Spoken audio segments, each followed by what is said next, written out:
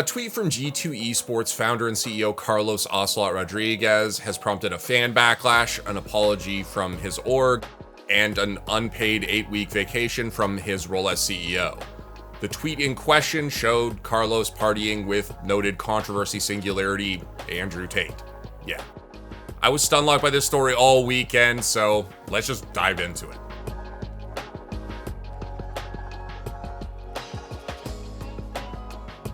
Before we get into the video, I need to draw your attention to this hoodie. That's right, we've got merch for theScore Esports now. And as the resident hoodie queen, I have to tell you, it's pretty comfy. We've got other stuff too, including a great one that says touch grass, which we probably all need the reminder. Check it out in the description below.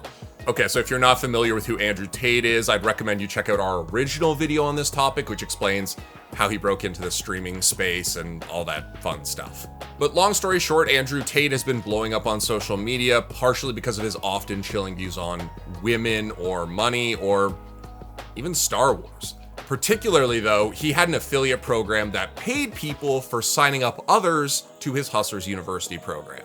Things started to change pretty quickly in late August when Instagram, Facebook, TikTok, and YouTube all banned him permanently from their platforms. At the time, a TikTok spokesperson told NBC News, quote, "Misogyny is a hateful ideology that is not tolerated on TikTok," end quote. While it didn't seem like Tate would just give up, it did seem like his avenues for promoting his message or whatever were becoming a lot more limited. And as the streaming, gaming, and esports communities memed on the announcement of his bans, it kind of felt like maybe it was the end, at least for now. Instead, G2 founder and CEO Carlos has dragged Tate back into the spotlight. On Saturday, Ocelote tweeted a video of himself and both Tate brothers at some sort of event, with the caption, "Yesterday we celebrated G2's World Championship." Thank you, brother. Let it go. Right behind it. To be clear, this was his personal account and he chose to share this tweet. It's not like he was being spied on or something. People immediately started posting their reactions to it. And while I want to go over one of the arguments I saw a lot in those reactions, for now, let's just focus on what happened and the context surrounding it. So for context, G2 Esports is an organization that signed women's rosters in Valorant and more recently, League of Legends. I can't imagine working for someone who brags about his very popular friend who thinks that women should be treated like property. That would certainly affect my opinion of my employment situation. And that's without even mentioning all the women who actually work for G2 in other roles besides those teams that we just mentioned. It's true that Carlos has always had this chaotic, roguish sort of energy of the guy who will say and do whatever he wants, damn the torpedoes, that sort of thing. But at the same time, bragging about partying with Tate crossed a line for a lot of people. The relentless dunking continued, a reply seemed inevitable, and we finally got one about 10 hours later, which will probably become an incredible copy pasta in the future. "Nobody will ever be able to police my friendships. I draw my line here.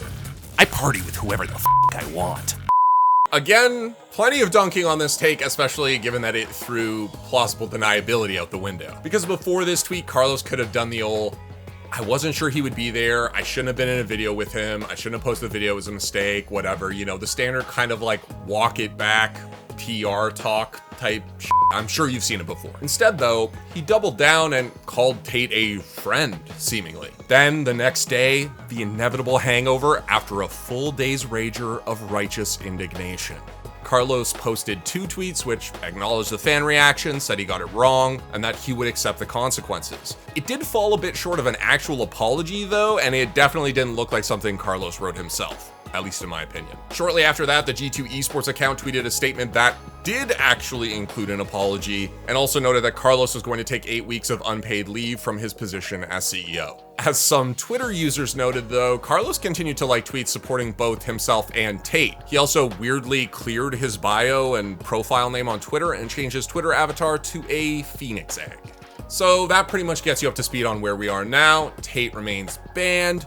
Carlos is on an 8-week sabbatical / potential Joker arc, and G2 is apologizing for the events of this weekend. And fans, well, it seems like some of them at least have already decided to move on. I'm going to continue talking about this one argument that just kept cropping up in the replies to all of these tweets, because there was some pretty whack shit out there, to be honest. Firstly, the whole "you can't police my friendships" thing. So firstly, in case you forgot, Carlos posted this video. It wasn't some kind of lightning strike by a secretive group of blue-haired ninja or something. If you post something publicly, it's pretty fair to assume that you either want people to see it, or at the very least, you don't care if they do. So clearly Carlos thought it was funny, or that it would cause people to get upset, and he either wanted that or didn't care if that's what happened. Next, here's a shocking fact for you. People are allowed to form opinions based on who other people affiliate with. And it's happened pretty much forever, like, it's not new. The only real question is, what behaviors do we consider so unacceptable that affiliating with someone who does them, or who espouses the view that we should do those things, is a hard line? And just to be clear, the people saying that you should never judge anyone for any relationship with anyone that they have, nobody lives like that. Those people absolutely do that. It's just not a real thing. It's not a real thing. Now, you absolutely can, and some people would argue should, have friendships with people who don't share your exact belief system, or maybe have entirely different philosophies. I personally do have friends like that.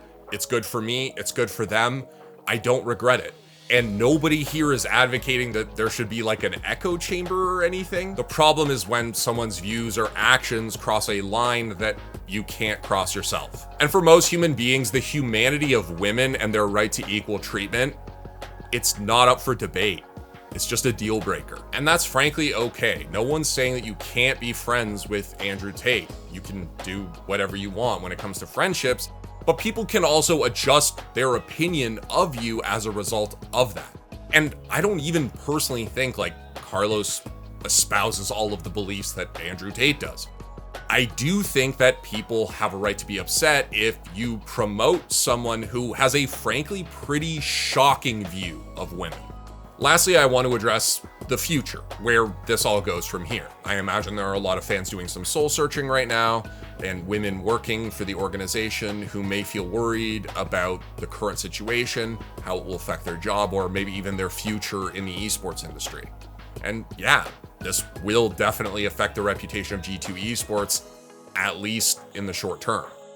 For me, as a fan of G2 Esports on and off for some time, they always got bonus points for keeping my favorite French CS players employed, and I've spoken with so many of their players over the years, and even Carlos himself, and the event content that they put out, like the videos that they film about their players attending events, are some of the best in the industry, like straight up. Respect. To be honest, this move just really doesn't feel like it's in line with the G2 that I thought I knew.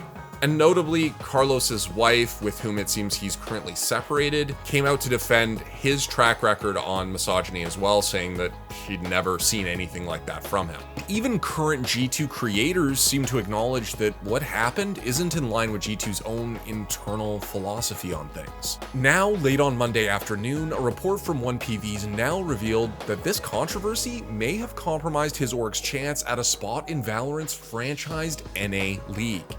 If true, this is a massive blow to an organization that has already invested heavily in the esport and seemed poised to continue that trajectory. If you're asking me for my opinion on it, I don't think that Carlos believes the values that Andrew Tate has built an entire career espousing.